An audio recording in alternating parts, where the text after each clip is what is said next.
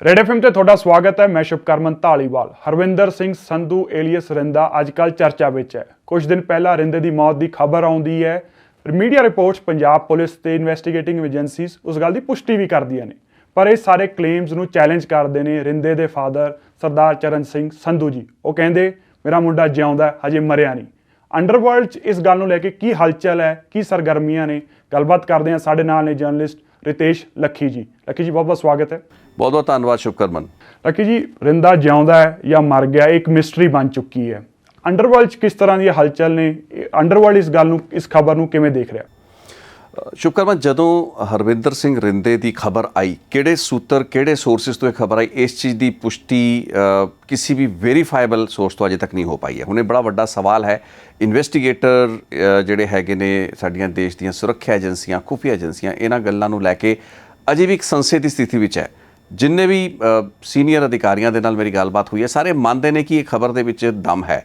ਹਰਵਿੰਦਰ ਰਿੰਦਾ ਮਰਿਆ ਹੋ ਸਕਦਾ, ਲੇਕਿਨ ਜੇ ਇਹਨਾਂ ਨੂੰ ਤੁਸੀਂ ਪੁੱਛੋ ਕਿ ਤੁਸੀਂ ਕੀ 100% ਇਸ ਚੀਜ਼ ਨੂੰ ਲੈ ਕੇ ਇਸ ਚੀਜ਼ ਦੀ ਤਸਦੀਕ ਕਰ ਸਕਦੇ ਹੋ, ਉਹ ਕਹਿਣਗੇ ਕਿ ਨਹੀਂ, ਤਸਦੀਕ ਨਹੀਂ ਕੀਤੀ ਜਾ ਸਕਦੀ, ਕਿਉਂਕਿ ਅਜਿਹੀਆਂ ਇਨਪੁਟਸ ਜਦੋਂ ਵੀ ਅਕਰੋਸ ਦ ਬਾਰਡਰ ਆਉਂਦੀਆਂ ਨੇ, ਉਹਨਾਂ ਦੇ ਵਿੱਚ ਇਹ ਗੱਲਾਂ ਬਾਤਾਂ ਉਸ ਤਰੀਕੇ ਦੇ ਨਾਲ ਵੈਰੀਫਾਈ ਕਦੇ ਹੋ ਹੀ ਨਹੀਂ ਸਕਦੀਆਂ। ਸੋ ਜਿਹੜਾ ਸੰਸਾ ਹੈ ਬਰਕਰਾਰ ਹੈ। ਅਤੇ ਉਸ ਤੋਂ ਬਾਅਦ ਜਿਹੜੇ ਸੋਸ਼ਲ ਮੀਡੀਆ ਦੇ ਉੱਤੇ ਰਾਈਵਲ ਗੈਂਗਸ ਕਹਿ ਲਈਏ, ਜਾਂ ਫਿਰ ਕੁਝ ਅਜਿਹੇ ਗੈਂਗ ਜਾਂ ਗੈਂਗਸਟਰ ਜਿਹੜੇ ਕਿ ਹਰਵਿੰਦਰ ਰਿੰਦੇ ਦੇ ਨਾਲ ਮਿਲ ਕੇ ਕੰਮ ਕਰਦੇ ਸੀ, ਉਹਨਾਂ ਨੇ ਜਿਸ ਤਰੀਕੇ ਦੀਆਂ ਪੋਸਟ ਪਾਈਆਂ ਨੇ, ਕੁਛ ਨੇ ਤਾਂ ਜ਼ਿੰਮੇਵਾਰੀ ਲੈ ਲਈ ਵੀ ਹਰਵਿੰਦਰ ਰਿੰਦੇ ਦੀ ਮੌਤ ਜੋ ਕਿ ਕਿਸੇ ਏਲਮੈਂਟ ਦੇ ਚੱਲਦੇ, ਕਿਸੇ ਬਿਮਾਰੀ ਦੇ ਚੱਲਦੇ ਹੋਈ ਹੋ ਸਕਦੀ ਹੈ, ਲੇਕਿਨ ਕਈ ਗੈਂਗਸਟਰ ਦਾਅਵਾ ਕਰ ਰਹੇ ਨੇ ਕਿ ਉਸਨੂੰ ਡਰੱਗ ਦੀ ਓਵਰਡੋਜ਼ ਦੇ ਕੇ ਮਾਰਿਆ ਗਿਆ, ਵਿਚ ਮੀਨਸ ਕਿ ਉਹ ਡਰੱਗ ਦੀ ਓਵਰਡੋਜ਼ ਕਿੱਥੇ ਦੇ ਕੇ ਮਾਰਿਆ ਉਹਨਾਂ ਨੇ, ਕਿਹੜੇ ਹਸਪਤਾਲ ਦੇ ਵਿੱਚ ਰਿੰਦਾ ਇਲਾਜ ਲਈ ਭਰਤੀ ਸੀ। ਇਹ ਸਾਰੀਆਂ ਗੱਲਾਂ ਬਾਤਾਂ ਦੇ ਬਾਰੇ ਵੇਰਵੇ ਨਹੀਂ ਨੇ, ਲੇਕਿਨ ਐਡੇ ਵੱਡੇ ਕਲੇਮ ਜ਼ਰੂਰ ਕੀਤੇ ਗਏ ਨੇ ਜੀ ਕਿ ਡਰੱਗ ਦੀ ਓਵਰਡੋਜ਼ ਦੇ ਦਿੱਤੀ ਗਈ ਹੈ। ਅਤੇ ਓਵਰਡੋਜ਼ ਕਿਸ ਨੇ ਦਿੱਤੀ ਹੈ, ਕਿਹੜੇ ਹਾਲਾਤ, ਕਿਹੜੀ ਤਰੀਕ ਨੂੰ ਦਿੱਤੀ ਗਈ, ਕਿਹੜੀ ਉਹ ਸਮਾਂ ਸੀ, ਇਸ ਚੀਜ਼ ਬਾਰੇ ਸੰਸ਼ੇ ਉਵੇਂ ਦੇ ਉਵੇਂ ਬਰਕਰਾਰ ਨੇ। At the same time claim ਹੋ ਰਹੇ ਨੇ। ਅਤੇ ਦੂਸਰੇ ਪਾਸੇ ਹਰਵਿੰਦਰ ਰਿੰਦੇ ਦੀਆਂ ਦੋ ਪੋਸਟ ਅਲੱਗ-ਅਲੱਗ ਪਈਆਂ ਨੇ। ਇੱਕ ਬੇਕਰਸਫੀਲਡ ਕੈਲੀਫੋਰਨੀਆ ਤੋਂ 2 ਦਿਨ ਪਹਿਲਾਂ ਉਹਦੀ ਪੋਸਟ ਪੈਂਦੀ ਹੈ, ਅਤੇ ਜਿਸ ਦਿਨ ਇਹ ਖਬਰ ਨਿਕਲਦੀ ਹੈ ਉਸ ਦਿਨ ਵੀ ਇੱਕ ਪੁਰਤਗਾਲ ਤੋਂ ਪੋਸਟ ਪਾਈ ਗਈ ਸੀ। ਇਹ ਦੋਵੇਂ ਪੋਸਟਾਂ ਵੀ ਫੇਕ ਪੋਸਟ ਹੋ ਸਕਦੀਆਂ ਨੇ। ਯੂ ਨੈਵਰ ਨੋ ਕਿ ਕੌਣ ਹਰਵਿੰਦਰ ਰਿੰਦੇ ਦਾ ਨਾਂ ਵਰਤ ਕੇ ਉਸਦੀ ਸੋਸ਼ਲ ਮੀਡੀਆ ਪ੍ਰੋਫਾਈਲ ਕ੍ਰੀਏਟ ਕਰਕੇ ਇਸ ਤਰੀਕੇ ਦੀ ਗੱਲਬਾਤ ਕਰਨਾ ਚਾਹ ਰਿਹਾ ਅਤੇ ਖਬਰਾਂ ਨੂੰ ਕਾਊਂਟਰ ਕਰਨਾ ਚਾਹ ਰਿਹਾ। ਸੋ ਇੱਕ ਬਹੁਤ ਵੱਡਾ ਕੁਐਸਚਨ ਮਾਰਕ ਖੜ੍ਹਦਾ ਹੈ। ਅਜਿਹੀਆਂ ਖਬਰਾਂ ਆਪਾਂ ਪਹਿਲਾਂ ਵੀ ਸ਼ਾਇਦ ਜ਼ਿਕਰ ਦੇ ਵਿੱਚ ਆਉਂਦਾ ਰਿਹਾ ਹੈਗਾ ਕਿ ਇੱਕ ਹਰਮੀਤ ਸਿੰਘ ਹੈਪੀ PhD ਜਦੋਂ ਅੱਜ ਤੋਂ ਕੁਝ ਸਾਲ ਪਹਿਲਾਂ ਪਾਕਿਸਤਾਨ ਦੇ ਵਿੱਚ ਉਸ ਦਾ ਕਤਲ ਹੋ ਗਿਆ ਸੀ, ਹੱਤਿਆ ਹੋਈ ਸੀ, ਉਸ ਦੀ ਹੱਤਿਆ ਦੀ ਵੀ ਖਬਰ ਵੈਰੀਫਾਈਡ ਸੂਤਰਾਂ ਤੋਂ ਕਦੀ ਵੀ ਪਾਕਿਸਤਾਨ ਤੋਂ ਨਿਕਲ ਕੇ ਨਹੀਂ ਆ ਪਾਈ, ਅਤੇ ਇਹ ਖਬਰਾਂ ਅੰਦਰ ਖਾਤੇ ਰਹੀਆਂ। ਅਤੇ ਈਵਨ ਉਸ ਦੀ ਆਪਣੀ ਜਿਹੜੀ ਜਥੇਬੰਦੀ KLF ਸੀ, ਖਾਲਿਸਤਾਨ ਲਿਬਰੇਸ਼ਨ ਫੋਰਸ, ਉਸ ਨੇ ਵੀ ਇਸ ਚੀਜ਼ ਦੀ ਤਸਦੀਕ ਕੀਤੀ ਕਿ ਹੈਪੀ PhD ਜਿਹੜਾ ਹੈ ਉਹ ਮਾਰਿਆ ਜਾ ਚੁੱਕਾ ਹੈ। ਸੋ ਉਸ ਕੇਸ ਦੇ ਵਿੱਚ ਤਾਂ ਉਸਦੀ ਆਪਣੀ ਜਥੇਬੰਦੀ ਨੇ ਮੰਨ ਲਿਆ, ਲੇਕਿਨ ਇਸ ਕੇਸ ਦੇ ਵਿੱਚ ਹਰਵਿੰਦਰ ਰਿੰਦੇ ਸੰਧੂ ਦੇ ਨਾਲ ਦੇ ਗੈਂਗਸਟਰ ਲਖਵੀਰ ਸਿੰਘ ਲੰਡਾ ਹਰੀਕੇ ਵਰਗੇ, ਉਹ ਅਜੇ ਜਿਹੜੇ ਪੋਸਟਾਂ ਪਾ ਰਹੇ ਨੇ, ਆ ਜਿਹੜੀ ਵੀ ਗੱਲਬਾਤ ਉਹਨਾਂ ਦੀ ਮੇਰੇ ਨਾਲ ਵੀ ਹੋਈ ਹੈ, ਉਸ ਵਿੱਚ ਉਸ ਚੀਜ਼ ਦੀ ਤਸਦੀਕ ਨਹੀਂ ਕਰਦੇ। ਸੋ ਇਹ ਚੀਜ਼ ਇੱਕ ਬਹੁਤ ਵੱਡਾ ਕੁਐਸਚਨ ਮਾਰਕ ਹੈ, ਅਤੇ ਸਾਡੀਆਂ ਏਜੰਸੀਆਂ, ਸਾਡੀ ਸੁਰੱਖਿਆ ਏਜੰਸੀਆਂ ਲਈ ਇੱਕ ਬੜਾ ਵੱਡੀ ਜਿਹਨੂੰ ਕਹਿ ਸਕਦੇ ਪਹਿਲੀ ਬਣ ਚੁੱਕਾ ਹੈ ਹਰਵਿੰਦਰ ਰਿੰਦੇ ਦੀ ਹੋਂਦ, ਉਸ ਦਾ ਵਜੂਦ ਅੱਜ ਦੀ ਤਰੀਕ ਵਿੱਚ ਕੀ ਹੈ। ਜਿਹੜਾ ਰੀਜ਼ਨ ਦਿੱਤਾ ਗਿਆ ਉਹ ਕਹਿ ਰਹੇ ਆ ਡਰੱਗ ਓਵਰਡੋਜ਼, ਪਰ ਇਹ ਸਾਰੇ ਕਲੇਮ ਨੂੰ ਚੈਲੰਜ ਕੀਤਾ ਉਹਨਾਂ ਦੇ ਫਾਦਰ ਚਰਨ ਸਿੰਘ ਨੇ। ਉਹ ਕਹਿੰਦੇ ਵੀ ਮੇਰਾ ਮੁੰਡਾ ਪ੍ਰੂਫ ਦਿਓ, ਪਰ ਮੇਰਾ ਮੁੰਡਾ ਨਸ਼ੇ ਨਹੀਂ ਕਰਦਾ, ਕੋਈ ਵੀ ਉਹ ਨਸ਼ਾ ਨਹੀਂ ਕਰਦਾ ਹੈਗਾ। 2016 'ਚ ਉਹ ਕਹਿੰਦੇ ਮੈਂ ਆਖਰੀ ਵਾਰ ਉਹਨੂੰ ਮਿਲਿਆ ਸੀਗਾ, ਪਰ ਉਹ ਨਸ਼ੇ ਕਰਕੇ ਨਹੀਂ ਮਰ ਸਕਦਾ ਹੈਗਾ, ਜੇ ਹੈਗਾ ਕੋਈ ਪ੍ਰੂਫ ਦਿਓ। ਤਾਂ ਕੀ ਅਫਸਰ ਜਾਂ ਜਿੰਨੇ ਵੀ ਥੋੜ੍ਹੇ ਸੋਰਸ ਨਾਲ ਗੱਲਬਾਤ ਹੋਈ ਹੈ ਕਿ ਇਹੋ ਜਿਹੀ ਗੱਲ ਹੈ ਕਿ ਉਹ ਨਸ਼ੇ 'ਚ ਸੀਗਾ, ਨਸ਼ੇ ਕਰਦਾ ਸੀ ਜਾਂ ਨਹੀਂ ਕਰਦਾ ਸੀਗਾ? ਇਹੋ ਜਿਹੇ ਕਲੇਮ ਜਿਹੜੇ ਫਾਦਰ ਬੜੇ ਦਾਅਵਾ ਠੋਕ ਰਹੇ ਨੇ। ਦੇਖੋ, ਗੈਂਗਸਟਰ ਅਤੇ ਉਹਨਾਂ ਦੇ ਪਰਿਵਾਰ ਕਈ ਕਿਸਮ ਦੇ ਦਾਅਵੇ ਕਰ ਸਕਦੇ ਨੇ, ਲੇਕਿਨ ਹਰਵਿੰਦਰ ਰਿੰਦਾ ਚਿੱਟੇ ਦੀ ਜਿਹੜੀ ਸਮਗਲਿੰਗ ਹੈ, ਨਾਰਕੋਟਿਕਸ ਦੀ ਜਿਹੜੀ ਸਮਗਲਿੰਗ ਹੈ, ਉਸ ਦਾ ਇੱਕ ਬੜਾ ਵੱਡਾ ਕਹਿ ਸਕਦੇ ਇੱਕ ਸਾਧਨ ਸੀ, ਸੂਤਰ ਸੀ। ਅਤੇ ਅਕਰੋਸ ਦ ਬਾਰਡਰ ਤੋਂ ਜਿਹੜੀ ਡਰੱਗਸ ਆਉਂਦੀ ਹੈ, ਸਮਗਲ ਹੋ ਕੇ ਡਰੱਗਸ ਆਉਂਦੀ ਹੈ, ਉਸ ਦਾ ਇੱਕ ਬਹੁਤ ਵੱਡਾ ਪਲੇਅਰ ਸੀ, ਬਹੁਤ ਵੱਡਾ ਖਿਡਾਰੀ ਸੀ। ਇਸ ਚੀਜ਼ ਬਾਰੇ ਕੋਈ ਸੰਸਾ ਨਹੀਂ। ਸੋ ਉਹ ਇਸ ਵਪਾਰ ਦੇ ਵਿੱਚ ਬਹੁਤ ਹੱਦ ਤੱਕ ਇਨਵੋਲਵ ਰਿਹਾ। ਅਤੇ ਆਫ ਲੇਟ ਹੁਣ ਡਰੱਗਸ ਦੇ ਨਾਲ ਨਾਲ, ਨਾਰਕੋਟਿਕਸ ਦੇ ਨਾਲ ਨਾਲ ਹੁਣ ਹਥਿਆਰਾਂ ਦੀ ਸਮਗਲਿੰਗ, ਅਤੇ ਬਹੁਤ ਵੱਡੀ ਗਿਣਤੀ ਦੇ ਵਿੱਚ ਹਥਿਆਰ ਜਿਹੜੇ ਪਿਛਲੇ ਤਕਰੀਬਨ ਇੱਕ ਸਾਲ ਦੇ ਵਿੱਚ ਪੰਜਾਬ ਦੇ ਵਿੱਚ ਆਏ, ਉਹ ਹਰਵਿੰਦਰ ਰਿੰਦਾ ਦਾ ਉਸਦਾ ਬਹੁਤ ਵੱਡਾ ਸੋਰਸ ਵੀ ਸੀ, ਉਸਦਾ ਇੱਕ ਓਰੀਜਨ ਪੁਆਇੰਟ ਸੀ। ਉੱਥੋਂ ਉਹੀ ਲੋਕਲ ਗੈਂਗਸਟਰਾਂ ਨੂੰ ਹਥਿਆਰ ਦਿੰਦਾ ਸੀ। ਤੇ ਆਪਾਂ ਹੁਣ ਚਰਚਾਵਾਂ ਸੁਣ ਵੀ ਰਹੇ ਹਾਂ ਕਿ ਸਿੱਧੂ ਮੂਸੇਵਾਲਾ ਦੀ ਜਿਹੜੀ ਕਤਲ ਦੇ ਵਿੱਚ ਹਥਿਆਰ ਵਰਤੇ ਗਏ ਉਹ ਵੀ ਹਰਵਿੰਦਰ ਰਿੰਦੇ ਵੱਲੋਂ ਆਏ ਹੋ ਸਕਦੇ ਨੇ। ਤੇ ਇਹ ਕਾਫੀ ਹੱਦ ਤੱਕ ਗੱਲਾਂ ਬਾਤਾਂ ਦੇ ਵਿੱਚ ਵਜ਼ਨ ਹੈ। ਇਹ ਗੱਲਾਂ ਬਾਤਾਂ ਐਵੇਂ ਨਹੀਂ ਨਿਰਾਧਾਰ ਨਹੀਂ ਹੈਗੀਆਂ ਨੇ। ਹਾਲਾਂਕਿ ਇਹ ਜਿਹੜੀਆਂ ਪੋਸਟਾਂ ਪਾਈਆਂ ਗਈਆਂ ਹਰਵਿੰਦਰ ਰਿੰਦੇ ਦੀ ਆਈਡੀ ਤੋਂ, ਉਸ ਦੇ ਵਿੱਚ ਕਿਹਾ ਗਿਆ ਕਿ ਉਸਦਾ ਸਿੱਧੂ ਮੂਸੇਵਾਲਾ ਦੇ ਕਤਲ ਦੇ ਨਾਲ ਕੁਝ ਲੈਣਾ ਦੇਣਾ ਨਹੀਂ, ਲੇਕਿਨ ਜਿਹੜੇ ਹਥਿਆਰ ਉਸ ਵੱਲੋਂ ਸਮਗਲ ਹੋਏ ਉਸ ਦਾ ਹੈ। ਜਿੱਥੇ ਤੱਕ ਗੱਲ ਰਹੀ ਨਸ਼ੇ ਦੀ ਵਰਤੋਂ ਦੀ, ਹੁਣ ਇੱਕ ਬੜਾ ਵੱਡਾ ਸਵਾਲ ਹੈ ਕਿਉਂਕਿ ਹਰਵਿੰਦਰ ਰਿੰਦੇ ਨੂੰ ਪਹਿਲਾਂ ਮੰਨਿਆ ਗਿਆ ਕਿ ਉਹ ਸ਼ਾਇਦ ਲਾਹੌਰ ਦੇ ਕਿਸੇ ਹਸਪਤਾਲ ਦੇ ਵਿੱਚ ਭਰਤੀ ਕਰਾਇਆ ਗਿਆ, ਜੋ ਕਿ ਨਾਗਰਿਕ ਹਸਪਤਾਲ ਸੀ, ਸਿਵਿਲਿਅਨ ਹਸਪੀਟਲ ਸੀ। ਲੇਕਿਨ ਬਾਅਦ ਦੇ ਵਿੱਚ ਉਸ ਦੀ ਜਦੋਂ ਤਬੀਅਤ ਜ਼ਿਆਦਾ ਵਿਗੜੀ, ਉਸ ਨੂੰ ਕਿਡਨੀ ਦੀ ਪ੍ਰੋਬਲਮ ਸਮਝਿਆ ਜਾਂਦਾ, ਇਸ ਉਹਦੀ ਪ੍ਰੋਬਲਮ ਸੀ, ਗੈਸਟਰੋ ਦੀ ਪ੍ਰੋਬਲਮ ਹਰਵਿੰਦਰ ਰਿੰਦੇ ਨੂੰ ਮੰਨੀ ਜਾਂਦੀ ਸੀ, ਜਿਸ ਦੇ ਚੱਲਦੇ ਉਹ ਉਪਚਾਰ ਲਈ ਕਿਸੇ ਹਸਪਤਾਲ ਦੇ ਵਿੱਚ ਭਰਤੀ ਵੀ ਹੋਇਆ। ਲੇਕਿਨ ਉੱਥੇ ਦੇ ਇੱਕ ਮਿਲਟਰੀ ਹਸਪੀਟਲ ਦੇ ਵਿੱਚ ਦੱਸਿਆ ਜਾਂਦਾ ਕਿ ਆਖਿਰ ਦੀ ਜਿਹੜੀ ਉਹਦੀ ਸਪੌਟਿੰਗ ਸੀ ਉਹ ਇਲਾਜ ਕਰਾਉਂਦਿਆਂ ਦੀ ਉਸ ਮਿਲਟਰੀ ਹਸਪੀਟਲ ਦੇ ਵਿੱਚ ਵੇਖੀ ਗਈ। ਹੁਣ ਹਸਪਤਾਲ ਦੇ ਵਿੱਚ ਡਰੱਗ ਦੀ ਓਵਰਡੋਜ਼ ਦੇ ਨਾਲ, ਉਹ ਵੀ ਮਿਲਟਰੀ ਹਸਪੀਟਲ ਦੇ ਵਿੱਚ, ਮੌਤ ਹੋਣਾ ਆਪਣੇ ਆਪ ਦੇ ਵਿੱਚ ਬਹੁਤ ਵੱਡਾ ਇੱਕ ਕੰਟਰਾਡਿਕਸ਼ਨ ਹੈ। ਇੱਕ ਬਹੁਤ ਵੱਡੀ ਇੱਕ ਅਜਿਹੀ ਥਿਊਰੀ ਹੈ ਜਿਸ ਨੂੰ ਮੰਨਣਾ ਔਖਾ ਹੈ। ਤੁਸੀਂ ਡਰੱਗ ਦੀ ਓਵਰਡੋਜ਼ ਦੇ ਨਾਲ ਕਿਸੇ ਕਮਰੇ ਦੇ ਵਿੱਚ ਮਰ ਸਕਦੇ ਹੋ, ਕਿਸੇ ਹੋਰ ਥਾਂ ਤੇ ਮਰ ਸਕਦੇ ਹੋ। ਰਿੰਦਾ ਡਰੱਗ ਲੈਂਦਾ ਸੀ ਨਹੀਂ ਲੈਂਦਾ ਸੀ, ਇਸ ਬਾਰੇ ਅਸੀਂ ਨਹੀਂ ਜਾਣਦੇ। ਲੇਕਿਨ ਜੇ ਆਪਾਂ ਇੱਕ ਮਿੰਟ ਲਈ ਮੰਨ ਲਈਏ ਵੀ ਉਹ ਨਸ਼ਾ ਕਰਦਾ ਸੀ, ਨਸ਼ੇ ਦਾ ਸੇਵਨ ਕਰਦਾ ਸੀ, ਉਸ ਸਥਿਤੀ ਦੇ ਵਿੱਚ ਵੀ ਕੀ ਇੱਕ ਹਸਪਤਾਲ ਦੇ ਵਿੱਚ ਡਰੱਗ ਓਵਰਡੋਜ਼ ਦੇ ਨਾਲ ਮੌਤ ਹੋਣ ਦਿੱਤੀ ਜਾ ਸਕਦੀ ਹੈ, ਜਾਂ ਫਿਰ ਉਸ ਨੂੰ ਮਾਰਨ ਵਾਲੇ ਹੀ ਇੰਨੇ ਸ਼ਾਤਿਰ ਸਨ ਕਿ ਉਹਨਾਂ ਨੇ ਇਹ ਚੀਜ਼ ਇੱਕ ਹਸਪਤਾਲ ਦੇ ਵਿੱਚ ਮਰੀਜ਼ ਜੋ ਕਿ ਆਪਣੀ ਕਿਡਨੀ ਦੇ ਇਲਾਜ ਲਈ ਉੱਥੇ ਭਰਤੀ ਹੋਇਆ ਹੈ ਉਸ ਨੂੰ ਡਰੱਗ ਓਵਰਡੋਜ਼ ਦੇ ਕੇ ਮਾਰਤਾ। So that is a very moot point. ਇਹ ਚੀਜ਼ ਬਹੁਤ ਹੈਰਾਨ ਕਰ ਦੇਣ ਵਾਲੀ ਹੈ ਤੇ ਦਾਅਵਿਆਂ ਦੇ ਵਿੱਚ ਬਹੁਤ ਹੈਰਾਨੀ ਦੀ ਗੱਲਬਾਤ ਹੈ। ਬਾਕੀ ਉਹਨਾਂ ਦੇ ਜਿਹੜੇ ਪਿਤਾ ਕਹਿ ਰਹੇ ਨੇ ਉਹ ਸਰਟਨਲੀ ਇਹ ਵੀ ਹੋ ਸਕਦਾ ਕਿ ਹਰਵਿੰਦਰ ਰਿੰਦੇ ਨੂੰ ਇਸ ਡਰੱਗ ਅਬਿਊਜ਼ ਜਾਂ ਡਰੱਗ ਸਬਸਟੈਂਸ ਦਾ ਖੁਦ ਸੇਵਨ ਕਰਦਾ ਸੀ, ਇਸ ਕਰਕੇ ਹੋਰ ਉਸ ਨੂੰ ਬਦਨਾਮ ਕਰਨ ਦੀ ਕੋਸ਼ਿਸ਼ ਹੈ ਜਾਂ ਇਸ ਕਿਸਮ ਦਾ ਜਿਹੜਾ ਪ੍ਰੋਪੇਗੈਂਡਾ ਤੁਰਿਆ ਹੈ। ਕਿਉਂਕਿ ਹਰਵਿੰਦਰ ਰਿੰਦੇ ਦੀ ਜਿਹੜੀ ਐਸੋਸੀਏਸ਼ਨ ਜਾਂ ਉਸ ਦੀ ਸਿੱਧੂ ਮੂਸੇਵਾਲਾ ਦੇ ਕਤਲ ਦੇ ਵਿੱਚ ਜਿਹੜੀ ਭੂਮਿਕਾ ਸੀ, ਇਸ ਬਾਰੇ ਕਿਸੇ ਵੀ ਗੈਂਗਸਟਰ ਨੇ ਪਹਿਲਾਂ ਜ਼ਿਕਰ ਨਹੀਂ ਕੀਤਾ। ਤੁਸੀਂ ਦੇਖੋ ਬੜੇ ਵੱਡੇ ਇੱਥੇ ਗੈਂਗਸਟਰ ਨੇ, ਉਹਨਾਂ ਦੇ ਵਾਰਦਾਤਾਂ ਬਹੁਤ ਵੱਡੀਆਂ ਹੁੰਦੀਆਂ ਨੇ, ਲੇਕਿਨ ਨੋਬਡੀ ਕਲੇਮ ਕਿ ਹਰਵਿੰਦਰ ਰਿੰਦਾ ਕਿਤੇ ਵੀ ਸਿੱਧੂ ਮੂਸੇਵਾਲਾ ਦੇ ਕਤਲ ਦੇ ਵਿੱਚ ਇਨਵੋਲਵਡ ਸੀ। ਮੈਂ ਜ਼ਰੂਰ ਕੁਝ ਆਪਣੀ ਚਰਚਾਵਾਂ ਦੇ ਵਿੱਚ ਇਸ ਦਾ ਜ਼ਿਕਰ ਲਿਆਂਦਾ ਕਿ ਹਰਵਿੰਦਰ ਰਿੰਦਾ ਦੋਵੇਂ ਪਾਸੇ ਤੁਰਦਾ ਪਿਆ ਸੀ, ਕਿਉਂਕਿ ਉਹਦੀ ਨੈਚੁਰਲ ਜਿਹੜੀ ਐਫੀਲੀਏਸ਼ਨ ਸੀ, ਉਹਦੀ ਜਿਹੜੀ ਨੇੜਤਾ ਸੀ ਉਹ ਦਵਿੰਦਰ ਬੰਬੀਹਾ ਗੈਂਗ ਦੇ ਨਾਲ ਸੀ, ਦਿਲਪ੍ਰੀਤ ਬਾਬੇ ਦੇ ਨਾਲ ਸੀ, ਉਹਦੀ ਐਫੀਲੀਏਸ਼ਨ ਸੁਖਪ੍ਰੀਤ ਬੁੱਢੇ ਹੋਣਾ ਦੇ ਨਾਲ ਸੀ, ਲੱਕੀ ਪਟਿਆਲ ਦੇ ਨਾਲ ਸੀ।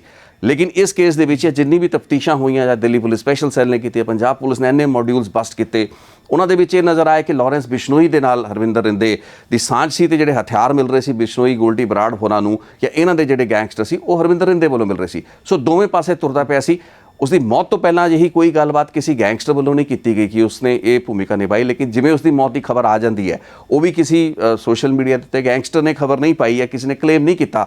ਅਕਸਰ ਛੋਟੇ-ਮੋਟੀ ਹੱਤਿਆਵਾਂ ਜਾਂ ਕਤਲ ਵੀ ਕੀਤੇ ਜਾਂਦੇ ਨੇ, ਲੋਕ ਦਾਅਵੇ ਕਰ ਦਿੰਦੇ ਨੇ, ਲੇਕਿਨ ਐਡਾ ਵੱਡਾ ਗੈਂਗਸਟਰ ਮਾਰਤਾ ਗਿਆ, ਉਸ ਦੀਆਂ ਖਬਰਾਂ ਮੀਡੀਆ ਦੇ ਵੀ ਜਦੋਂ ਚੱਲਣੀਆਂ ਸ਼ੁਰੂ ਹੋ ਗਈਆਂ, ਉਹ ਮਰ ਗਿਆ, ਉਹਦੀ ਹੱਤਿਆ ਹੋਈ, ਕਥਿਤ ਹੱਤਿਆ ਹੋਈ, ਆਪਾਂ ਨੂੰ ਜੋ ਮਰਜ਼ੀ ਕਹਿ ਲਈਏ, ਉਸ ਤੋਂ ਬਾਅਦ ਦਾਅਵਿਆਂ ਦਾ ਜਿਹੜਾ ਦੌਰ ਹੈ ਉਹ ਸ਼ੁਰੂ ਹੋਇਆ। ਸੋ ਸਵਾਲ ਉੱਠਦੇ ਨੇ, ਸਾਰੀ ਥਿਊਰੀਜ਼ ਦੇ ਉੱਤੇ ਸਵਾਲ ਉੱਠਦੇ ਨੇ।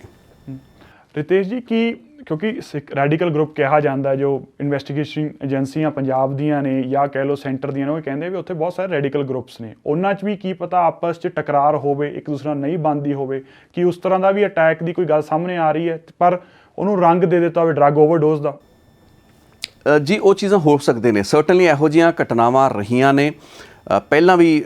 ਮੈਨੂੰ ਨਹੀਂ ਯਾਦ ਵੀ ਸਾਡੇ ਜਿਹੜੇ ਸਰੋਤੇ ਸਾਨੂੰ ਸੁਣ ਰਹੇ ਨੇ, ਲੋਕ ਦੇਖ ਰਹੇ ਨੇ, ਉਹ ਇਹ ਜਾਣਦੇ ਨੇ ਨਹੀਂ ਜਾਣਦੇ ਨੇ, ਪਹਿਲਾਂ ਵੀ ਪਾਕਿਸਤਾਨ ਦੇ ਵਿੱਚ ਜਿਸ ਤਰੀਕੇ ਦੇ ਨਾਲ ਜਿਹੜੇ ਵੀ ਰੈਡੀਕਲਸ ਰਹੇ ਨੇ ਉਹਨਾਂ ਦੇ ਵਿੱਚ ਤਕਰਾਰਾਂ ਰਹੀਆਂ ਨੇ। ਹਾਲਾਂਕਿ ਇਹ ਖੂਨੀ ਤਕਰਾਰ ਨਹੀਂ ਹੋਈ। ਪ੍ਰੀਤਮ ਸੇਖੋਂ ਨਾਂ ਦਾ ਹੋਇਆ ਕਰਦਾ ਸੀਗਾ, ਆਈ ਥਿੰਕ ਉਹ ਵੀ KLF ਜਥੇਬੰਦੀ ਦੇ ਨਾਲ ਜੁੜਿਆ ਹੋਇਆ ਸੀ।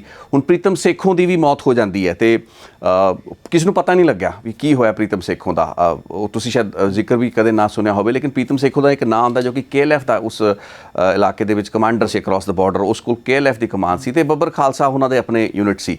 ਸੋ ਪ੍ਰੀਤਮ ਸੇਖੋਂ ਦਾ ਨਾਂ ਪਹਿਲਾਂ ਤਾਂ ਆਉਂਦਾ ਰਿਹਾ, ਲੇਕਿਨ ਅਚਾਨਕ ਫਿਰ ਆਹਿਸਤਾ ਕੁਝ ਸਾਲਾਂ ਦੇ ਵਿੱਚ ਉਸ ਦਾ ਨਾਂ ਗਾਇਬ ਹੀ ਹੋ ਜਾਂਦਾ ਹੈ। ਇੰਟੈਲੀਜੈਂਸ ਏਜੰਸੀਆਂ ਦੇ ਰਡਾਰ ਤੋਂ ਹੀ ਉਹ ਬੰਦਾ ਗਾਇਬ ਹੋ ਜਾਂਦਾ ਹੈ। ਉਹ ਮੰਨਿਆ ਜਾਂਦਾ ਵੀ ਉਸ ਦੀ ਉਸਦੀ ਮੌਤ ਹੋਈ, ਮੌਤ ਸੀ, ਹੱਤਿਆ ਸੀ, ਉਸਦੇ ਪਿੱਛੇ ਵੀ ਕੋਈ ਅਜਿਹੀ ਗੱਲਾਂ ਬਾਤਾਂ, ਕਈ ਕਹਾਣੀਆਂ ਚੱਲਦੀਆਂ ਨੇ।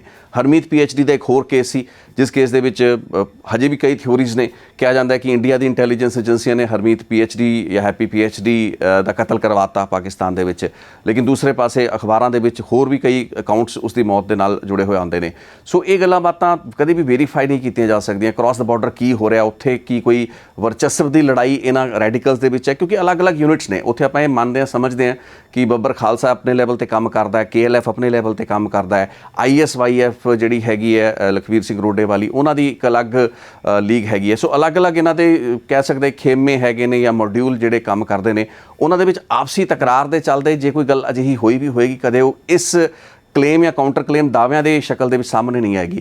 ਸੋ ਇਹ ਜਿਹੜੇ ਰੈਡੀਕਲ ਐਲੀਮੈਂਟਾਂ ਦੇ ਵਿੱਚ ਆਪਸ ਦੀ ਕੋਈ ਭੇਡ ਆਪਾਂ ਕਹਿ ਦਈਏ ਕਿ ਹੋੜ ਲੱਗੀ ਹੈ ਇੱਕ ਦੂਸਰੇ ਤੋਂ ਅੱਗੇ ਨਿਕਲਣ ਦੀ, ਵਾਰਦਾਤਾਂ ਕਰਨ ਦੀ, ਇਹ ਇੱਕ ਮੈਨੂੰ ਲੱਗਦਾ ਕਿ ਥਿਊਰੀ ਅਜਿਹੀ ਹੈ ਜਿਸ ਨੂੰ ਚਰਚਾਵਾਂ ਦੇ ਵਿੱਚ ਲਿਆਂਦਾ ਜਾ ਸਕਦਾ, ਬਟ ਇਹਦੇ ਵਿੱਚ ਮੈਨੂੰ ਕੋਈ ਸਬਸਟੈਂਸ ਇਸ ਵਕਤ ਨਜ਼ਰ ਨਹੀਂ ਆਉਂਦਾ, ਕਿਉਂਕਿ ਹਰਵਿੰਦਰ ਰਿੰਦਾ ਇੱਕ ਲੈਵਲ ਕ੍ਰਾਸ ਕਰ ਚੁੱਕਾ ਸੀ। ਉਸ ਦੀਆਂ ਵਾਰਦਾਤਾਂ, ਉਸ ਦਾ ਜਿਹੜਾ ਨੈਟਵਰਕ ਸੀ, ਉਹ ਤਮਾਮ ਬੈਠੇ ਜਿਹੜੇ ਰੈਡੀਕਲ ਪੁਰਾਣੇ ਹੋ ਚੁੱਕੇ ਨੇ, ਉੱਥੇ ਹੁਣ ਓਲਡ ਗਾਰਡ ਬੈਠਾ ਉੱਥੇ ਸਾਰਾ ਦਾ ਸਾਰਾ, ਚਾਹੇ ਉਹ ਵਧਾਵਾ ਸਿੰਘ ਦੀ ਗੱਲ ਕਰ ਰਹੀਏ, ਪੰਜਵੜ ਦੀ ਆਪਾਂ ਗੱਲ ਕਰ ਲਈਏ, ਸਾਰੇ ਪੁਰਾਣੇ ਖਿਡਾਰੀ ਹੈਗੇ ਨੇ ਲਖਵੀਰ ਸਿੰਘ ਰੋਡੇ ਹੋਣੀ। ਤੇ ਰਿੰਦੇ ਦਾ ਮੁਕਾਬਲਾ ਨਹੀਂ ਸੀ, ਕਿਉਂਕਿ ਰਿੰਦਾ ਆਪਣੇ ਆਪ ਦੇ ਵਿੱਚ ਯੰਗ ਵੀ ਸੀ, ਯੂਥ ਵੀ ਸੀ, ਮੋਬਿਲਿਟੀ, ਵਾਰਦਾਤਾਂ ਦੇ ਵਿੱਚ ਉਸਦੇ ਜਿਹੜਾ ਅਕਾਊਂਟ ਸੀ, ਉਸਦੀ ਜਿਹੜੀ ਫਹਿਰਿਸਤ ਸੀ, ਉਹਦੀ ਜਿਹੜੀ ਕਨੈਕਟੀਵਿਟੀ, ਜਿਹੜਾ ਨੈਟਵਰਕ ਸੀ ਅੰਡਰਵਰਲਡ ਦੇ ਵਿੱਚ, ਉਹਨਾਂ ਨਾਲ ਸਭ ਨਾਲੋਂ ਬਹੁਤ ਅੱਗੇ ਜਾਂਦਾ ਸੀ।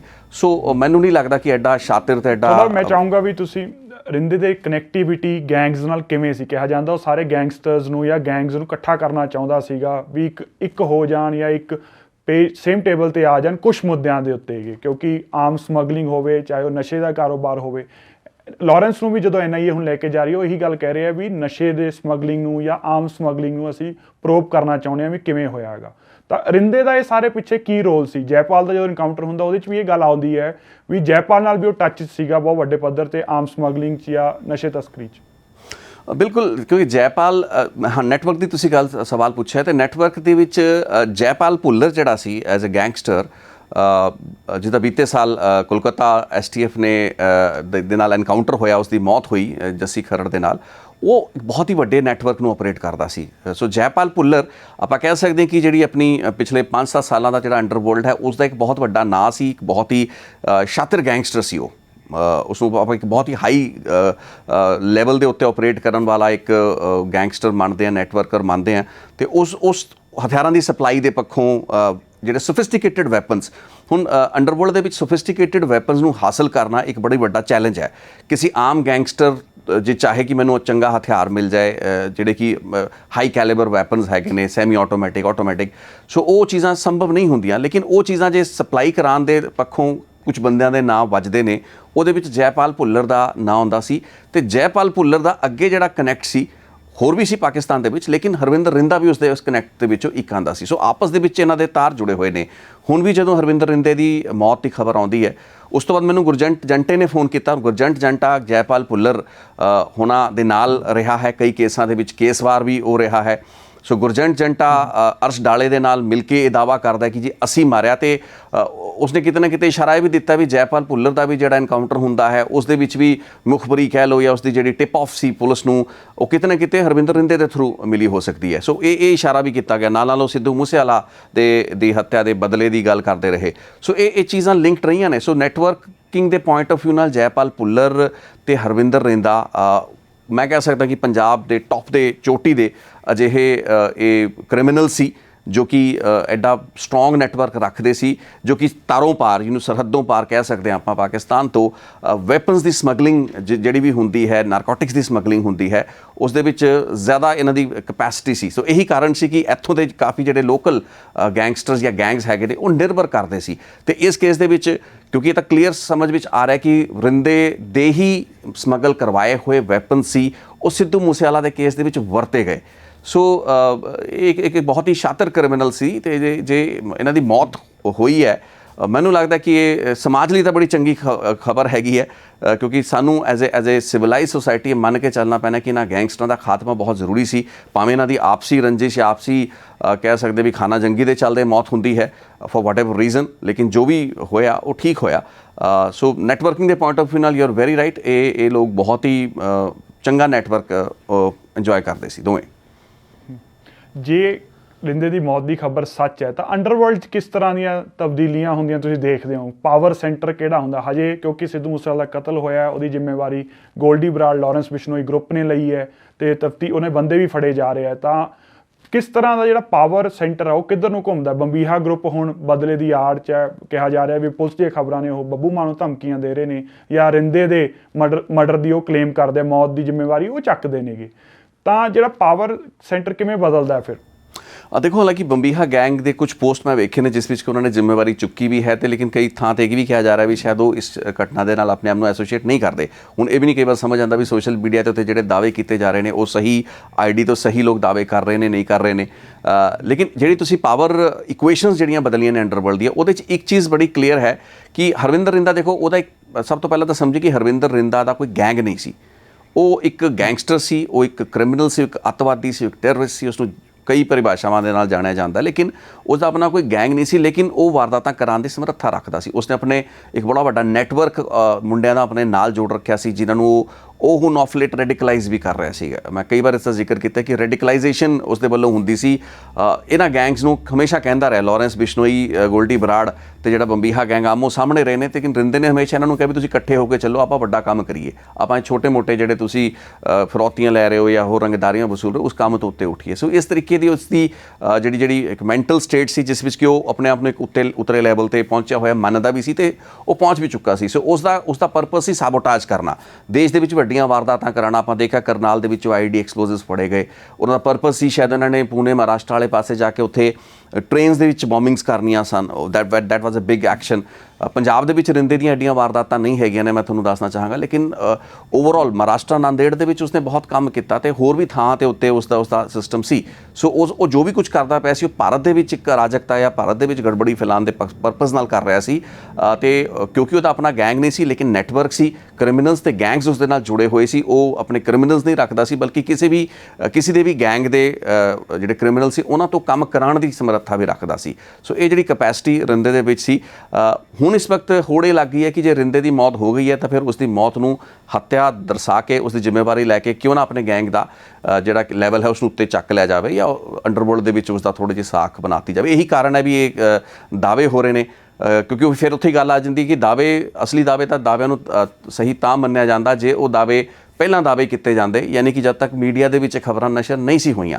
ਲੇਕਿਨ ਮੀਡੀਆ ਦੇ ਵਿੱਚ ਅਨਕਨਫਰਮਡ ਰਿਪੋਰਟਸ ਦੇ ਛਪਣ ਤੋਂ ਬਾਅਦ ਕੀਤੇ ਗਏ ਦਾਅਵਿਆਂ ਦਾ ਮਤਲਬ ਹੈ ਕਿ ਇੱਕ ਖੇਮਾ ਹਰਵਿੰਦਰ ਰਿੰਦੇ ਦੀ ਮੌਤ ਨੂੰ ਹੱਤਿਆ ਦਿਖਾ ਕੇ ਤੇ ਉਸ ਦੀ ਜ਼ਿੰਮੇਵਾਰੀ ਲੈ ਕੇ ਅੰਡਰਵਰਲਡ ਦੇ ਵਿੱਚ ਆਪਣੀ ਸਾਖ ਉੱਚੀ ਕਰਨਾ ਚਾਹ ਰਿਹਾ ਹੈ, ਤੇ ਇੱਕ ਦੂਸਰਾ ਖੇਮਾ ਹੈ ਜਿਸ ਦੇ ਵਿੱਚ ਲੰਡੇ ਹਰੀਕੇ ਵਰਗੇ ਗੈਂਗਸਟਰ ਨੇ, ਜੋ ਕਿ ਸ਼ਾਇਦ ਇਹ ਚਾਹ ਰਹੇ ਹੋ ਸਕਦੇ ਨੇ ਕਿ ਜੇ ਹਰਵਿੰਦਰ ਰਿੰਦਾ ਜਿਉਂਦਾ ਹੈ ਤਾਂ ਚਲੋ ਦਾਅਵੇ ਦਾ ਹੀ ਕਰ ਰਹੇ ਨੇ ਹਰਵਿੰਦਰ ਰਿੰਦਾ ਜਿਉਂਦਾ ਜੇ, ਲੇਕਿਨ ਜੇ ਹਰਵਿੰਦਰ ਰਿੰਦਾ ਮਰ ਚੁੱਕਾ ਹੈ ਤਾਂ ਫਿਰ ਉਹਨਾਂ ਦੀ ਕੋਸ਼ਿਸ਼ ਇਹ ਹੈ ਕਿ ਉਸ ਨੂੰ ਮਰਿਆ ਹੋਇਆ ਨਾ ਦਰਸਾਇਆ ਜਾਏ, ਬਲਕਿ ਉਸ ਦੇ ਇੱਕ ਫਿਕਸ਼ਨਲ ਜਿਹੜੀ ਹੋਂਦ ਹੈ ਉਸ ਨੂੰ ਕ੍ਰੀਏਟ ਕਰਕੇ ਰੱਖਿਆ ਜਾਏ ਤੇ ਉਸ ਹੋਂਦ ਦੇ ਬੇਸ ਦੇ ਉੱਤੇ ਇੱਕ ਅਜਿਹਾ ਗੈਂਗ ਚਲਾਇਆ ਜਾਏ ਜੋ ਕਿ ਬਿਨਾਂ ਰਿੰਦੇ ਦੇ ਚੱਲੇ ਲੇਕਿਨ ਰਿੰਦੇ ਦੇ ਨਾਂ ਉੱਤੇ ਚੱਲੇ। ਤੇ ਅਜੇ ਆਪਾਂ ਦਵਿੰਦਰ ਬੰਬੀਹਾ ਗੈਂਗ ਦੀ ਗੱਲ ਕਰਦੇ ਹਾਂ। ਦਵਿੰਦਰ ਬੰਬੀਹਾ ਦਾ ਐਨਕਾਊਂਟਰ ਹੋ ਚੁੱਕਾ ਸੀ, ਲੇਕਿਨ ਅੱਜ ਵੀ ਜਿਹੜਾ ਗੈਂਗ ਬੰਬੀਹੇ ਦੇ ਨਾਲ ਉੱਤੇ ਚੱਲਦਾ ਹੈ, ਕਿਸੇ ਹੋਰ ਨੇ ਉਸ ਬੰਬੀਹੇ ਗੈਂਗ ਨੂੰ ਆਪਣਾ ਨਾਮਕਰਨ ਨਹੀਂ ਕਰਤਾ, ਉਸ ਦਾ ਨਾਂ ਨਹੀਂ ਓਵਰਟੇਕ ਕਰ ਲਿਆ। ਸੋ ਇਸੇ ਤਰੀਕੇ ਦੇ ਨਾਲ ਰਿੰਦੇ ਜੇ ਮਰ ਚੁੱਕਾ ਹੈ ਤਾਂ ਉਸ ਦੀ ਹੋਂਦ ਤੇ ਉੱਤੇ ਖੇਡਿਆ ਜਾਏ ਤੇ ਇੱਕ ਵੱਡਾ ਖੇਮਾ ਹੈ ਜੋ ਕਿ ਇਸੇ ਕੋਸ਼ਿਸ਼ ਦੇ ਵਿੱਚ ਜੁਟਿਆ ਹੋਇਆ ਹੈ। ਰਿਤੇਸ਼ ਜੀ, ਇੱਕ ਥਿਉਰੀ ਜੋ ਲੋਕਾਂ ਦੇ ਮਨਾਂ 'ਚ ਕਿਤੇ ਨਾ ਕਿਤੇ ਫੀਡ ਵੀ ਕੀਤੀ ਜਾ ਰਹੀ ਹੈ ਵੀ ਸ਼ਾਇਦ ਇਹ ਜਿਹੜਾ ਡੈਥ ਵਾਲਾ ਹੋਕਸ ਕਰਕੇ ਰਿੰਦੇ ਨੂੰ ਕੋਈ ਫਾਇਦਾ ਹੋ ਸਕਦਾ ਹੈ। ਇਹ ਗੱਲ ਲੋਕਾਂ ਦੇ ਮਨਾਂ ਵਿੱਚ ਹੈਗੀ ਹੈ ਵੀ ਉਹ ਇਸ ਚੀਜ਼ ਦਾ ਐਡਵਾਂਟੇਜ ਲੈ ਸਕਦਾ ਵੀ ਜਿੰਨੇ ਕੇਸ ਨੇ ਜਾਂ ਬਾਈ ਚਾਂਸ ਉਹ ਇੰਡੀਆ ਆਉਂਦਾ ਕਿਸੇ ਬਹਾਨੇ ਸਿਰੋਂ ਬਾਰਡਰ ਪਾਰ ਕਰਕੇ ਵੀ ਉਹਨੂੰ ਇਸ ਗੱਲ ਦਾ ਫਾਇਦਾ ਹੋ ਸਕਦਾ ਹੈ ਵੀ ਲੋਕਾਂ ਦੇ ਮਨ 'ਚ ਹੋਊਗਾ ਵੀ ਰਿੰਦਾ ਤਾਂ ਹੁਣ ਜਿਉਂਦਾ ਹੈ ਨਹੀਂ।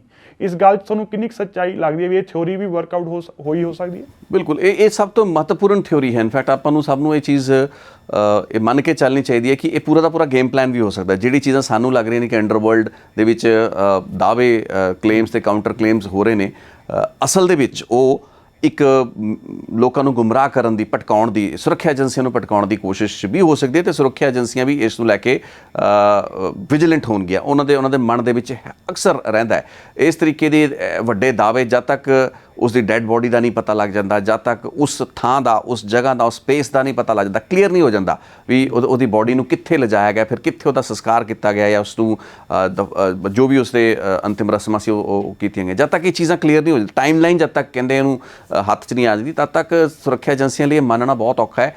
ਤੇ ਹਰਵਿੰਦਰ ਰਿੰਦੇ ਦੇ ਉੱਤੇ ਦੇਖੋ ਰੈੱਡ ਕਾਰਨਰ ਨੋਟਿਸ ਉਹਦਾ ਜੂਨ ਦੇ ਮਹੀਨੇ ਵਿੱਚ ਜਾਰੀ ਹੋ ਗਿਆ ਸੀ, ਹਾਲਾਂਕਿ ਪਹਿਲਾਂ ਜਾਰੀ ਹੋਣਾ ਚਾਹੀਦਾ ਸੀ, ਲੇਕਿਨ ਸਿੱਧੂ ਮੂਸੇਵਾਲੇ ਦੀ ਮੌਤ ਤੋਂ ਬਾਅਦ ਗੋਲਡੀ ਬਰਾੜ ਤੇ ਹਰਵਿੰਦਰ ਰਿੰਦੇ ਦਾ ਇਕੱਠਾ ਇੱਕ ਟੇਕ ਦੇ ਵਿੱਚ ਹੀ ਦੋਵਾਂ ਦੇ ਰੈੱਡ ਕਾਰਨਰ ਨੋਟਿਸ ਜਾਰੀ ਹੋਏ। ਹਰਵਿੰਦਰ ਰਿੰਦਾ ਪਹਿਲਾਂ ਵੀ ਆਪਣੇ ਬਾਇਓਮੈਟ੍ਰਿਕਸ ਦੇ ਨਾਲ ਖੇਡ ਕਰਦਾ ਰਿਹਾ ਤੇ ਪੋਸੀਬਲ ਹੈ ਕਿ ਉਸਨੇ ਆਪਣੇ ਬਾਇਓਮੈਟ੍ਰਿਕਸ ਨੂੰ ਵੀ ਟਵੀਕ ਕੀਤਾ, ਜਿਸ ਦੇ ਚੱਲਦੇ ਉਹਦੀ ਜਿਹੜੀ ਮੂਵਮੈਂਟ ਹੈ ਉਹ ਕਈ ਕੰਟਰੀਜ਼ ਦੇ ਵਿੱਚ ਹੈ। ਹਾਲਾਂਕਿ ਉਸਦਾ ਬੇਸ ਪਾਕਿਸਤਾਨ ਵਿੱਚ ਮੰਨਿਆ ਜਾਂਦਾ ਰਿਹਾ ਹੈ, ਲੇਕਿਨ ਰਿੰਦੇ ਦੀ ਮੂਵਮੈਂਟ ਨਾਰਥ ਅਮਰੀਕਾ ਦੇ ਵਿੱਚ ਵੀ ਦੇਖੀ ਗਈ ਹੈ, ਉਸ ਨੂੰ ਕੈਨੇਡਾ ਦੇ ਵਿੱਚ, ਅਮਰੀਕਾ ਦੇ ਵਿੱਚ ਵੀ ਅਲੱਗ-ਅਲੱਗ ਸਮਿਆਂ 'ਤੇ ਮੰਨਿਆ ਜਾ ਰਿਹਾ ਹੈ। ਸੋ ਰੈੱਡ ਕਾਰਨਰ ਨੋਟਿਸ ਹੁੰਦਿਆਂ ਹੋਇਆ ਇੱਕ ਕ੍ਰਿਮੀਨਲ ਇਸ ਤਰੀਕੇ ਦੇ ਨਾਲ ਘੁੰਮ ਰਿਹਾ, ਸਰਟਨਲੀ ਉਹ ਹਰਵਿੰਦਰ ਰਿੰਦਾ ਦੀ ਨਾਂ ਤੋਂ ਉਸ ਆਇਡੈਂਟੀਟੀ ਤੋਂ ਨਹੀਂ ਟਰੈਵਲ ਕਰ ਰਿਹਾ, ਕਿਤੇ ਵੀ ਜਾ ਰਿਹਾ, ਇੱਧਰ ਉੱਧਰ ਹੋ ਰਿਹਾ, ਲੇਕਿਨ ਜਿਸ ਵੀ ਆਇਡੈਂਟੀਟੀ ਤੋਂ ਹੋ ਰਿਹਾ ਉਸ ਦੇ ਵਿੱਚ ਬਾਇਓਮੈਟ੍ਰਿਕਸ ਦਾ ਬੜਾ ਵੱਡਾ ਰੋਲ ਹੈ। ਸੋ ਇਸ ਖਬਰ ਦੇ ਜ਼ਰੀਏ ਜੇ ਇੱਕ ਕਹਿ ਸਕਦੇ ਹਾਂ ਕਿ ਉਸ ਪੂਰੇ ਦੇ ਪੂਰੇ ਨੈਰੇਟਿਵ 'ਤੇ ਠੱਲ ਪੈ ਜਾਏ ਕਿ ਹਰਵਿੰਦਰ ਰਿੰਦਾ ਦਾ ਜਿਉਂਦਾ ਹੀ ਨਹੀਂ ਹੈ।